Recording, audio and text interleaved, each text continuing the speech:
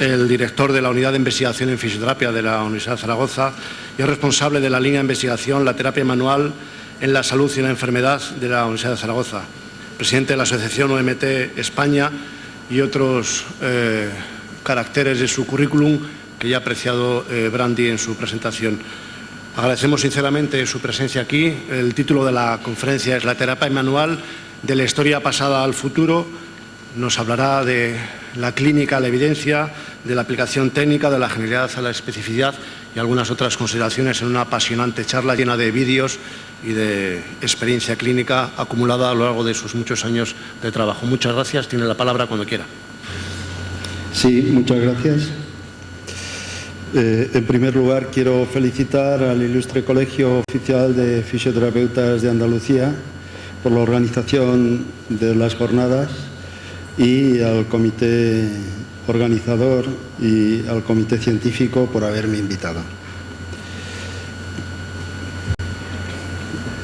Intentaremos conducir esta presentación desde la historia de la terapia manual hacia la situación en la que se encuentra actualmente, sobre todo en el marco internacional.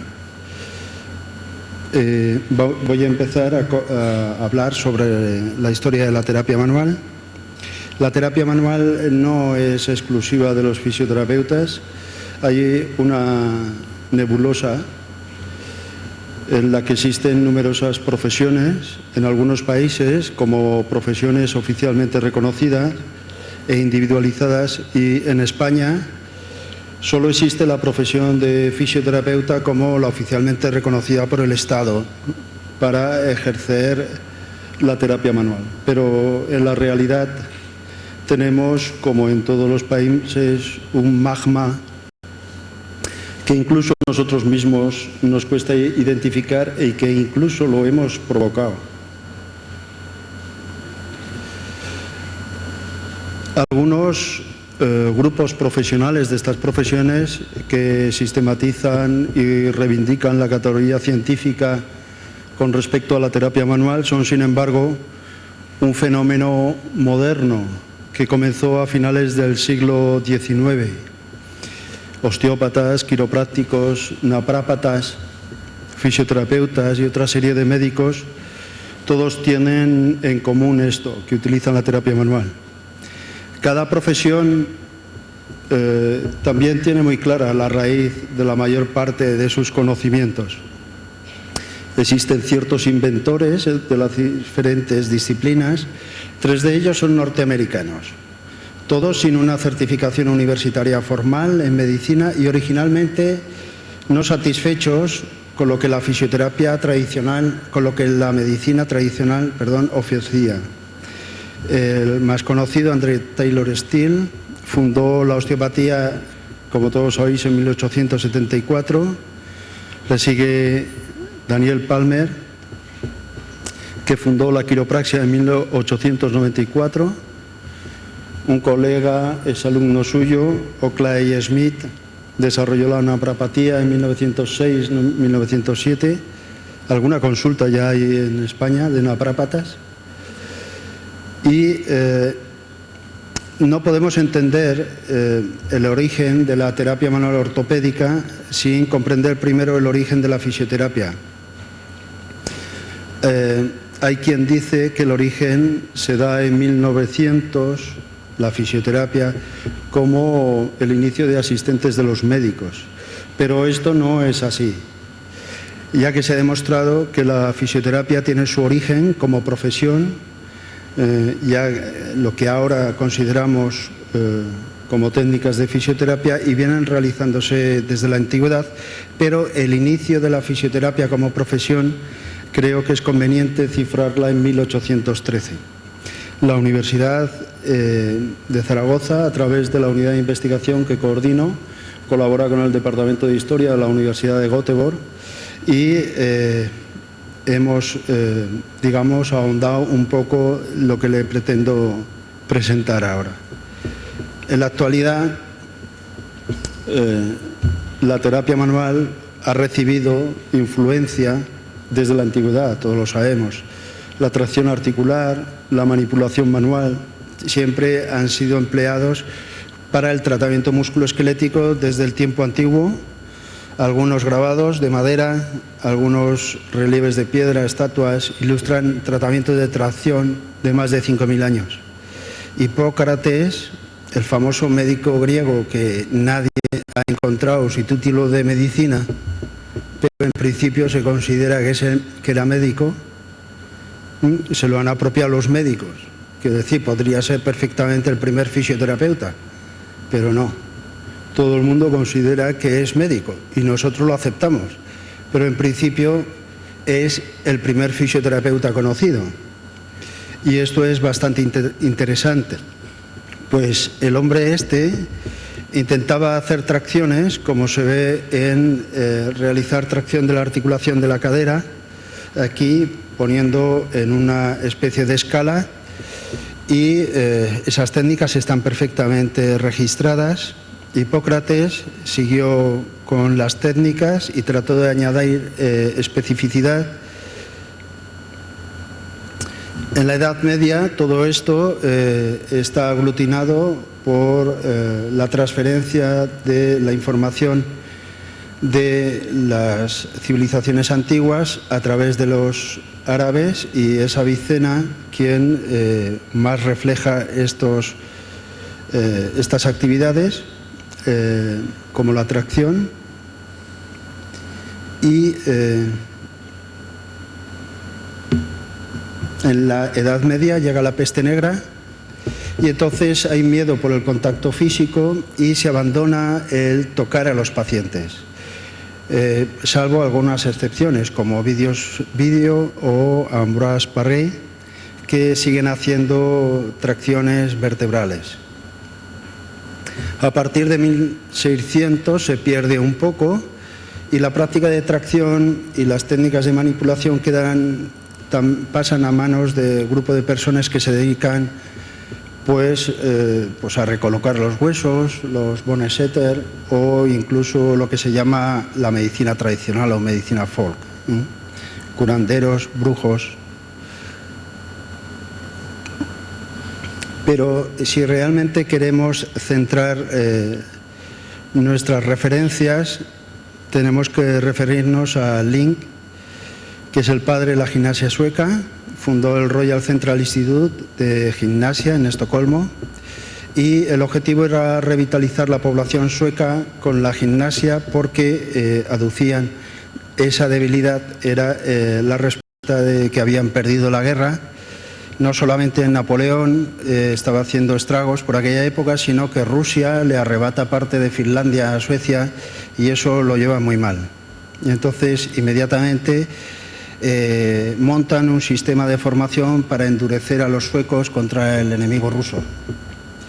El programa de entrenamiento constaba de 2 años de educación física y entrenamiento atlético y 1 año de lo que era el ejercicio terapéutico. Una vez superados los 3 años, se otorgaba el título de director gimnástico. Eran solo hombres y trataban a pacientes como lo que se llama la Suk-Gymnast, que es algo así como la gimnasia de la enfermedad.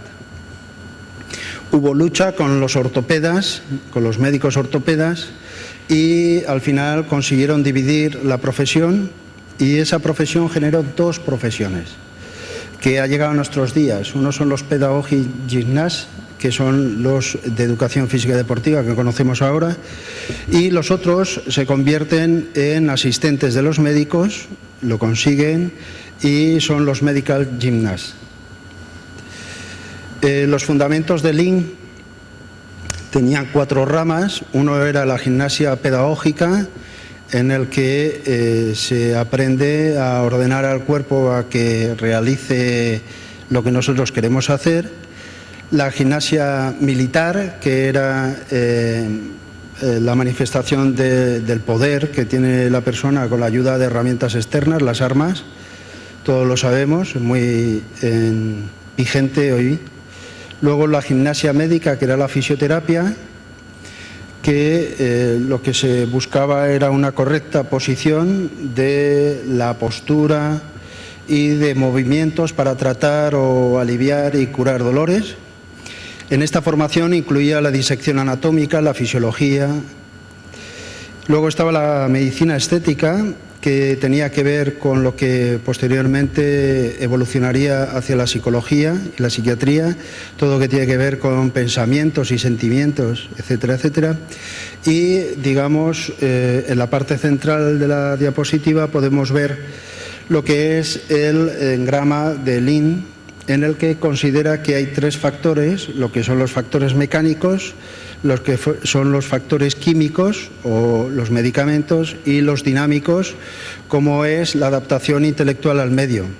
Todo ello, si estaba equilibrado, estábamos hablando de la armonía, lo que era el equilibrio y lo que se entiende por salud. En el momento que ese sistema se desequilibraba, se compensaba con la parte donde no se había descompensado. Esto es una imagen de principios del siglo XIX, donde se ve que nos llamó la atención porque solo había hombres, y entonces pues nos damos cuenta que solo oficiales, nobles y personas de clase alta eran los que podían ser general director gimnástico.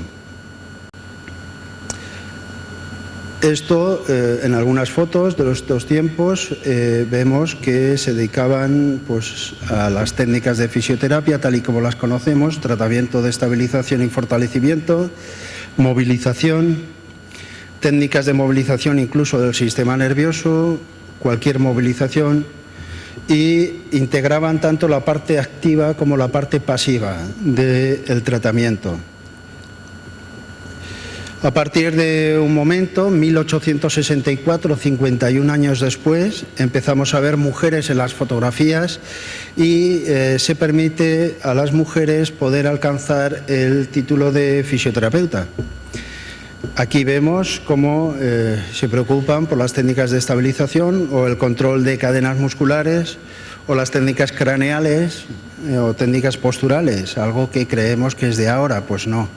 Lleva bastantes años de evolución. Técnicas específicas, como puede ser esta, que consideramos muy actual, como es la inhibición por presión de los puntos gatillo del esternocleidomastoideo para salvar el estado de jaqueca pos una noche de borrachera. Otra de las personas que les quiero presentar es a Kellgren. Kellgren puede ser que sea la persona que tiene en su haber el cambio de la situación de la fisioterapia tal y como se conocía en Suecia a cómo nos ha llegado. ¿Por qué? Pues porque él era director gimnástico, pero empezó a viajar porque había mucha demanda por toda Europa, incluso pues en el Cairo, en Estados Unidos, vivió en Londres.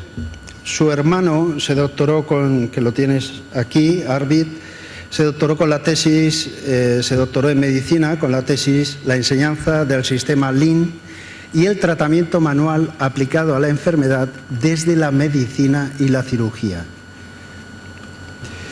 Por otra parte, estamos siguiendo las pistas de este hombre y pues Samuel Lagón Clemens, que esto no le suena a nadie, pero si cogemos el seudónimo que utilizaba para escribir, que es Mark Twain, escribe a su editor y dice que había venido a Europa a tratar una hija que tenía con epilepsia y se trataba con fisioterapia en aquel tiempo, y decía: mi temperamento está sometido a fuertes tensiones esta mañana, porque el sistema Kellgren, bajo el nuevo nombre de osteopatía, se practica en todo Estados Unidos. En 1904, este hombre, Ruger Uttelstone, escribe una editorial en un libro, en un periódico, y habla, por ejemplo, que 2 manos de Kellgren valen 50 osteópatas y 50 millones de médicos. Por lo tanto, el tema no es actual, el tema viene de antiguo. Kellgren también fue prolijo, tuvo 9 hijos, 6 de ellos se hicieron directores gimnásticos y una de ellas también luego se hicieron médicos, Anahuta Kellgren, pues se casó con Edgar Cirias, director gimnástico también, y que se hizo médico con la disertación Elementos del tratamiento manual de Kellgren en Londres en 1903. Los conocéis porque son los padres de James Cirias. Esto es la prensa rosa. ¿Esto qué quiero decir? Pues que representa el abandono de la antigua profesión de los directores gimnásticos o fisioterapeutas físicos o medicina mecánica, tal y como se llamaba, es la traducción que se está utilizando, transportando esta información a nuevas profesiones emergentes como pueden ser pues la medicina ortopédica, la osteopatía, la quiropraxia, sin olvidar que nosotros también venimos de la raíz, de esta raíz, la fisioterapia.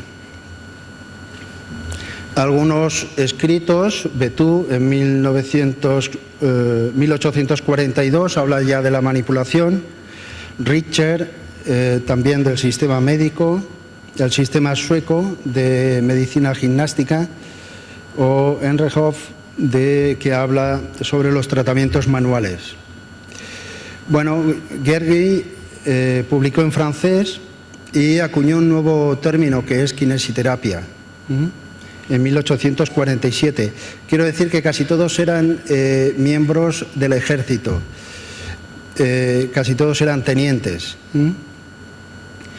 Esto es importante porque había bastantes colaboraciones en el aspecto castrense y es por lo que también se ayudó a mover. Y una de las publicaciones que a mí más me llamó la atención y que la he leído, tengo una fotocopia para el que le interese, es la primera que se publicó en Estados Unidos y es el movimiento Cura.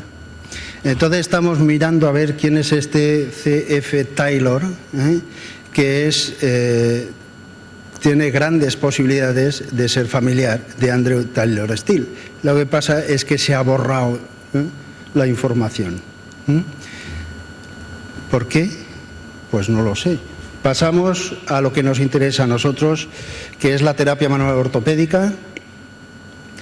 Pues la terapia manual ortopédica, tal y como se conoce en el mundo y en España, es un área de la especialización de la fisioterapia en terapia manual. Integra la información y la experiencia de la fisioterapia clásica de Lean, más la educación física, más la medicina deportiva, más la medicina ortopédica, más la osteopatía, más la quiropraxia. Destina, pues tanto, el objetivo es tratar las disfunciones neuromusculoesqueléticas y se basa en el razonamiento clínico, la evidencia científica, la evidencia clínica y sobre todo tiene un abordaje biopsicosocial. La persona se trata según quién es y su entorno, no qué es lo que tiene. Se utilizan enfoques de evaluación, diagnóstico y tratamiento altamente específicos, incluidas las técnicas manuales, los ejercicios terapéuticos y considera el enfoque biopsicosocial, como he dicho anteriormente, en cada paciente por individual. En la actualidad, la OMT ha ido evolucionando y tenemos que hacer este pequeño cuadro para, de alguna manera, argumentar nuestra evolución o la evolución de las personas que han instituido la IFON, entre ellos Freddy Kaltenborg. Digamos que surgimos en Suecia en 1813. Ahí se separan las dos profesiones. Nosotros seguimos en el tema del masaje terapéutico. James Menel, que estaba por ahí también, ayuda a las técnicas de terapia manual ortopédica y se vuelven a encontrar otra vez con las formaciones de educación física por la integración de personas que aportan el componente dinámico que se había perdido. Entre ellos, pues, las personas que veis aquí y, sobre todo, Olaf Ebjen. En 1965 se une a la formación y se habla de OMT sistema nórdico, donde había elementos activos y pasivos. Estas personas solían veranear en España, en Gran Canaria. En Gran Canaria han estado dando formación durante muchos años. En Gran Canaria se reunían y hablaban de que no se puede ir cada uno por su lado. Y pues hablaron las personas, integraron los conocimientos y en 1974 crean la iPhone. En 1976 ayudan a crear la WCPT, pero realmente querían algo más específico y crearon la iPhone. Pues ¿quién? Personas como pues Kaltenborn, Mackenzie, Maitland, Cirias.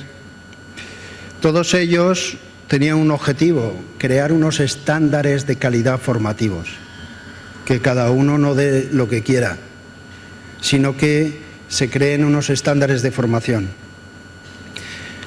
Había, por tanto, un comité de estándares que pues lo integraban pues estas personas durante estas fechas. Por lo tanto, si nosotros queremos entrar en el modelo formativo y evolutivo, pues vemos que tenemos formación de Lean, tenemos formación de Menel, de Cirias. Freddy Kaltenborn también tuvo formación de quiropraxia, de osteopatía, con Alan Stoddard, y al final creó la terapia manual, la fisioterapia manual al modo Kaltenborn. ¿Qué quiere decir esto? Pues que un fisioterapeuta no debe perder la identidad como fisioterapeuta, es fundamental, sino que integrar los conocimientos nuevos sin tener que cambiarnos de nombre. Esto es muy importante. Bueno, pues seguimos con estructuras. La WCPT es la organización no gubernamental que regula la Confederación Mundial de la Fisioterapia, donde están todos los países. Hay una serie de subgrupos y uno de ellos, que se dedica a la terapia manual, es la iPhone. Hay una serie de países y nosotros estamos como miembros oficiales.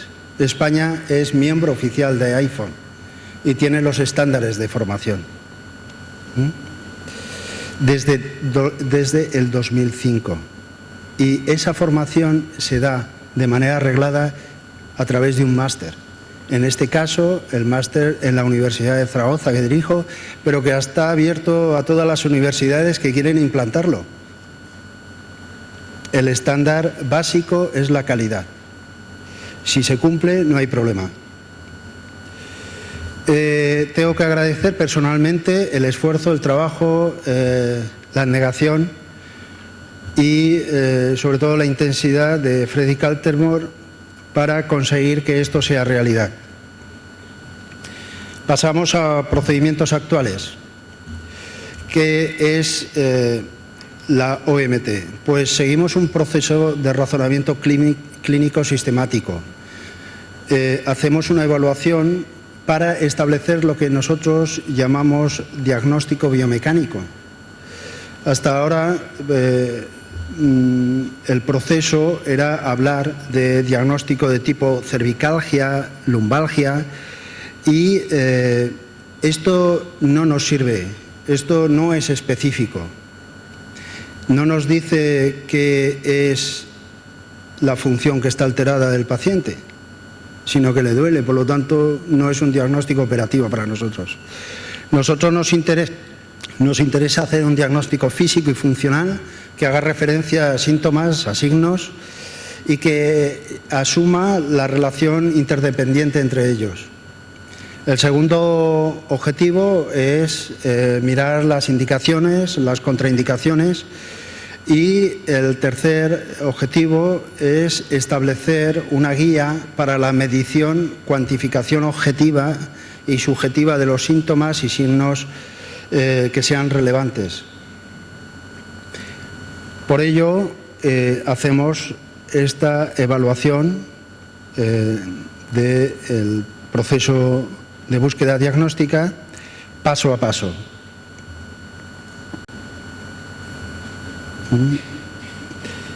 Al final habrá un diagnóstico provisional que se confirmará o se detraerá con un tratamiento de prueba, y ese tratamiento de prueba llegará a un diagnóstico fisioterápico actual.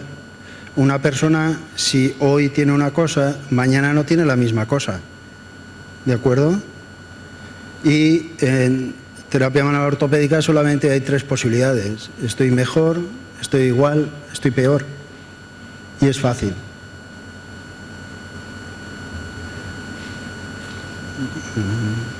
¿No quiere pasar?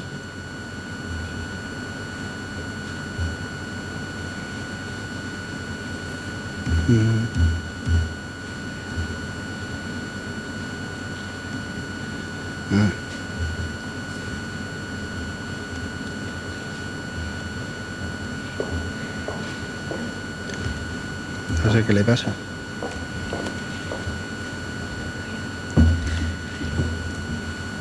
No. Sí que, pero que he tocado una cosa y no pasa. Espera a ver. Lo pongo otra vez.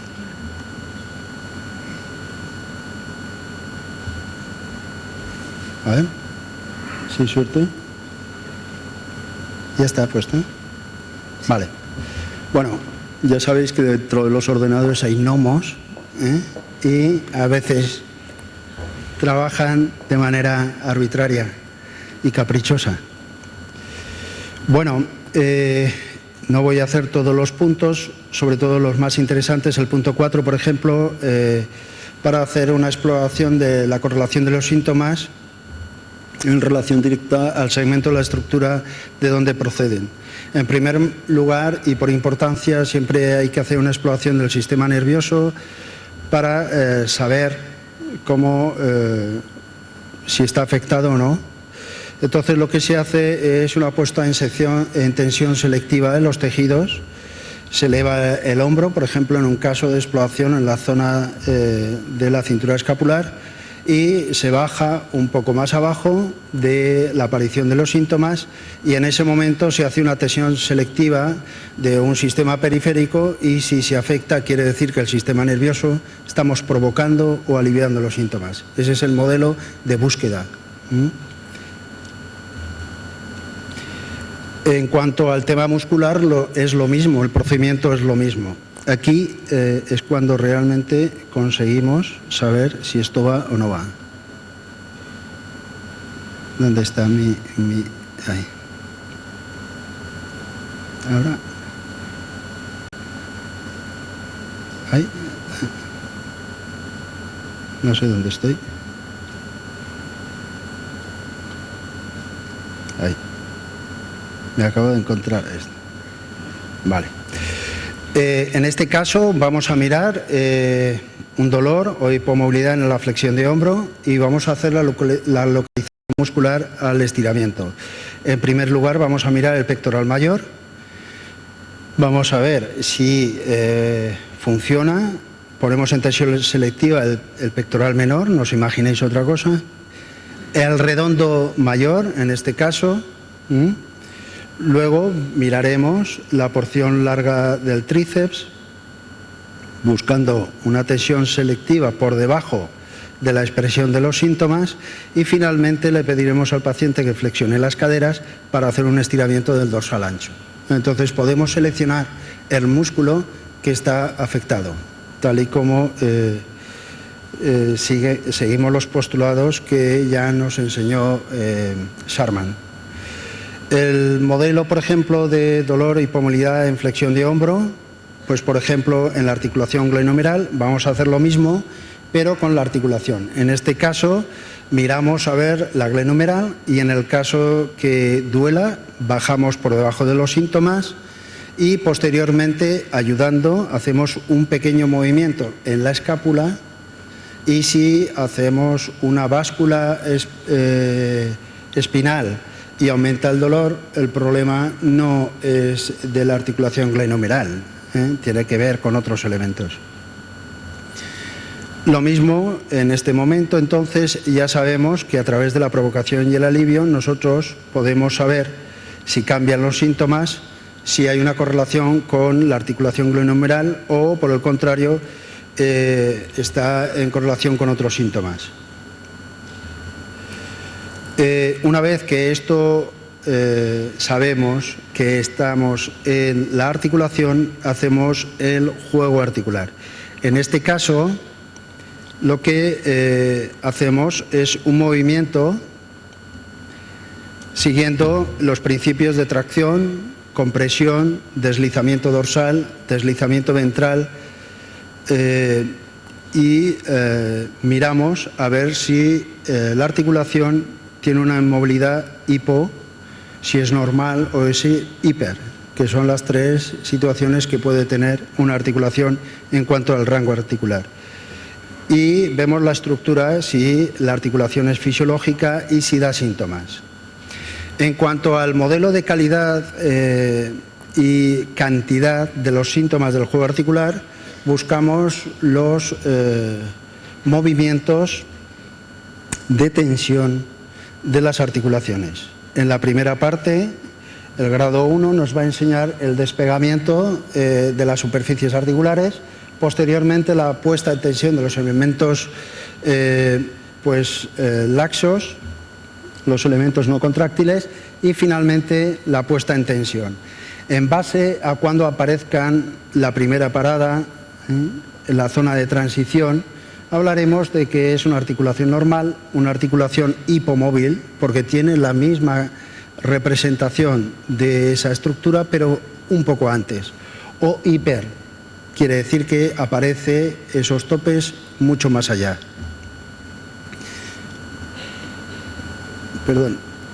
También vamos a ver otros elementos como la movilidad y la fuerza, la función con test, más los test neurodinámicos, el sistema de soporte, el test de la función vascular, o aspectos ya de control motor como el equilibrio, fuerza, la resistencia, la coordinación, etcétera, etcétera. En cuanto al tratamiento, este es el árbol de decisión.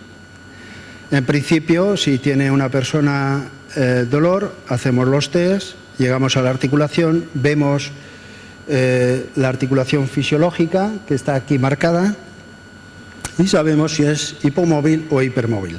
En caso de hipermovilidad, lo que vamos a hacer es la estabilización, siguiendo todas las estrategias terapéuticas que tenemos en terapia manual, e incluso el vendaje ortopédico.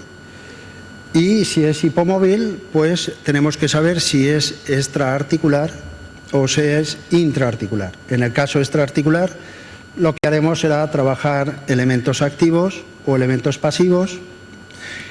Y si es intraarticular, en pequeñito pone extraarticular porque tampoco podemos despreciar la posibilidad de que también la parte extraarticular esté afectada. Pero la importante, la que nosotros nos quedamos, la que expresa los síntomas, es la primera, la intraarticular. En este caso, el tratamiento será pasivo, se podrá hacer una manipulación o elementos articulares rápidos dentro del grado 3, ya sea de tracción o técnicas de deslizamiento. Posteriormente terminará con la instrucción, la automovilización por los procedimientos postmanipulativos o por la autoestabilización. En ocasiones el proceso agudo no nos permite zancochear mucho la articulación, no sé si eso se dice por aquí, digamos trabajar mucho. Entonces tenemos procedimientos altamente efectivos y que ya nos lo presentó la profesora Estebanez en su proyecto de tesis, y es trabajar en el grado 1 y el grado 2 muy suave y soltar la articulación. Esto el paciente lo va a permitir y va a haber una analgesia. Estamos viendo que se produce analgesia y también se pueden incluir procedimientos de termoterapia, de hidroterapia, electroterapia, técnicas de vibración, etcétera, etcétera. Pero siempre en el grado 1 y grado 2 los movimientos. En el caso de que la hipomovilidad extraarticular sea un proceso de disfunción de las estructuras contráctiles, o lo que es lo mismo, una hipomovilidad miofascial, las técnicas como el masaje funcional, la punción seca o el estiramiento de los compartimentos es lo que está indicado. En el caso del masaje funcional es una técnica que lo que hace es trabajar selectivamente solo un sector muy específico del músculo, preservando el resto de la función que nosotros estamos implementando.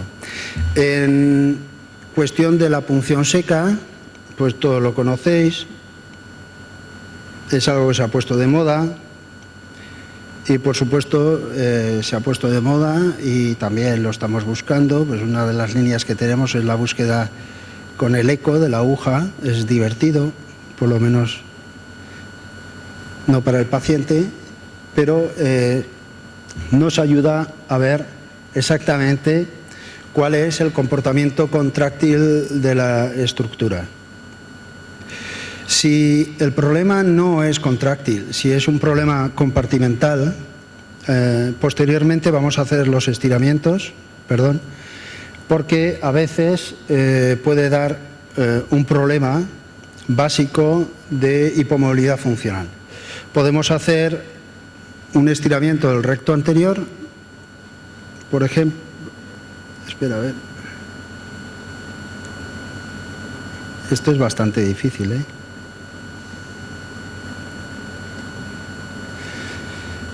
Y lo que hacemos es, primero, fijar las estructuras que no queremos que entren en el juego del estiramiento, fijamos bien la articulación de la cadera y posteriormente, en relación directa de la información que nos está dando el paciente, del feeling del estiramiento, hacemos las técnicas de estiramiento con participación en la acción, quiero decir, contracción de los agonistas y luego estímulo de los antagonistas. Las palmaditas es para estimular a los antagonistas, no creáis que es otra cosa. Si el problema de la movilidad tiene que ver con el proceso compartimental, no es un problema contráctil, tenemos también la técnica de fibrólisis, que lo que permite es despegar los elementos compartimentales. Y lo que hacemos es ir separando para que cada músculo o cada grupo muscular haga su función. Si están adheridos con el otro, pues realmente el juego de los compartimentos musculares no se puede realizar. Esta es una técnica que también es conocida, aunque está mal utilizada porque, como cualquiera puede dar formación, la persona que lo recibe lo único que hace es hacer pasar un mal momento al paciente y no utilizar el efecto de la técnica.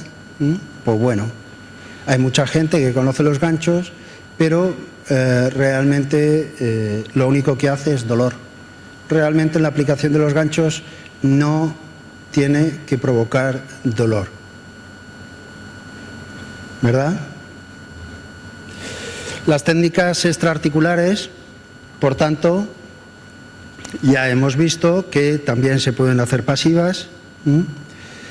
Las vamos a hacer con técnicas de movilización para generar relajación o incluso técnicas de manipulación tracción en posición de reposo. En este sentido, lo que se hace es buscar el grado 3 de tracción y mantener un tiempo para ir progresando hacia posiciones submáximas en el sentido de la restricción, siguiendo la regla cóncava-convexa. En la movilización articular seguimos los principios de la artrocinética, tanto el movimiento de rodamiento de un hueso que genera el deslizamiento asociado de la articulación. Por ejemplo, durante el tema de la flexión tibiofemoral, la tibia se rueda dorsal y desliza hacia atrás. Cuando existe una hipomovilidad, el primer componente, el componente de deslizamiento, se ha perdido, por lo tanto el rodamiento lo que hace es provocar la compresión y provocar el dolor. Nosotros hemos abandonado las movilizaciones rotatorias y movilizamos de forma traslatoria, aprovechando todos los elementos mecánicos y de ayuda para ir haciendo el mayor efecto con la mayor consideración ergonómica para el fisioterapeuta. A medida que vamos ganando en tracción, podemos ir ganando en flexión sin forzar la flexión rotatoria. La manipulación. La manipulación es uno de nuestros elementos clave. Realmente puede existir la manipulación rotatoria y la manipulación traslatoria. Nosotros abandonamos en el año 79 las movilizaciones rotatorias y haciendo solamente las traslatorias, las que controlamos el vector de movimiento, tanto en deslizamiento o en tracción en posición de reposo. ¿Por qué? Porque son seguras y son efectivas. Se aplica corta amplitud y poca fuerza. Poca fuerza. Si tienes que hacer mucha fuerza, no estás en buenas condiciones biomecánicas y lo que estás haciendo es un pulso al paciente. Nosotros utilizamos las técnicas de osteopatía. Estos son los diferentes libros de Kaltenborn que este es de 1948, donde hacía palancas largas. Este es de 1962, el del medio, donde ya hace presas más cercanas, es la misma técnica. Y el impulso ya lo hace Asia en 1979, dicho, en las extremidades.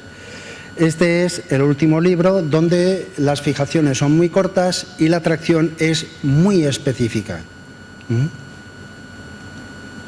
Esta es la maniobra del $1.000.000 que le dicen.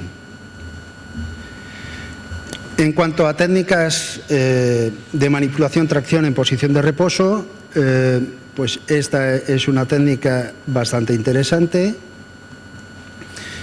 en la que nosotros vamos a trabajar una hipomovilidad intraarticular entre el occipital y el atlas, y es una técnica de tracción y en posición de reposo articular, absolutamente inocua para el paciente. En el primer momento ha hecho una rotación izquierda para hacer buenas presas, pero luego vuelve a la posición de reposo. Estas técnicas nosotros las enseñamos en pregrado, de forma que el alumno adquiera las habilidades y las destrezas básicas relativas a la manipulación articular. Es fundamental que el paciente aprenda, que el alumno aprenda a manipular con garantías y con seguridad. Y en posición de reposo es la adecuada. Se puede hacer más avanzadas. Esta técnica es ya para el máster, está más avanzada. Es una técnica de manipulación facetaria de C2-C3 en la que se busca un movimiento no acoplado, que es inclinación derecha, giro izquierdo y bloquea las articulaciones. No hay que hacer fuerza, ellas mismas se bloquean. Y luego, posteriormente, con una supinación del antebrazo, lo que hace es moverse, es mover a la rotación izquierda y inclinación izquierda de C2, y entonces queda libre donde se puede hacer un deslizamiento simple con un pequeño movimiento. Ahí está haciendo el acoplado y luego hace el deslizamiento. Posteriormente lo que hacemos es estabilización activa, estabilización pasiva, técnicas que ahora se llaman motor control, hacemos hace tiempo, y luego enseñamos al paciente. ¿Por qué? Porque el paciente necesita información, necesita una instrucción y un entrenamiento. Porque nosotros no tratamos solo las disfunciones y la función, sino que en un momento de que ya no tiene síntomas, entrenamos para llegar a una situación óptima. Y eso es lo que realmente busca el paciente que cree en su salud. Tiene que trabajar por ella. Técnicas de automovilización, autoestabilización, autoestiramiento, etc. Al final, diagnóstico y conclusiones. Como me habían puesto en una mesa de diagnóstico, tengo que poner diagnóstico en algún sitio. Diagnóstico y conclusiones, en el punto 4. De lo que hemos visto, del análisis histórico, se deduce que el nacimiento de la fisioterapia como profesión tiene lugar en 1813. Esto es importante para nosotros. La fisioterapia manual evoluciona desde la medicina mecánica a través del racionamiento clínico sistemático, la evaluación, el diagnóstico y el tratamiento de prueba de los síntomas del paciente. Y de ello va la fisioterapia funcional, eliminando todas aquellas técnicas que puedan suponer un riesgo potencial para el paciente. La fisioterapia manual ortopédica aglutina todos los conocimientos de acuerdo a la evidencia científica y, sobre todo, evidencia clínica, tanto de la osteopatía, la quiropraxia, la educación física y el deporte, dándoles un cuerpo de conocimiento propio, y está avalada por los estándares educacionales acreditados por la IFON para cada país. OMT España cumple estos estándares, tanto de la formación como de la supervisión periódica que hace la IFON, permitiendo para ello que a los fisioterapeutas españoles se puedan formar de forma especializada según los criterios que marca la WCPT y la IFON.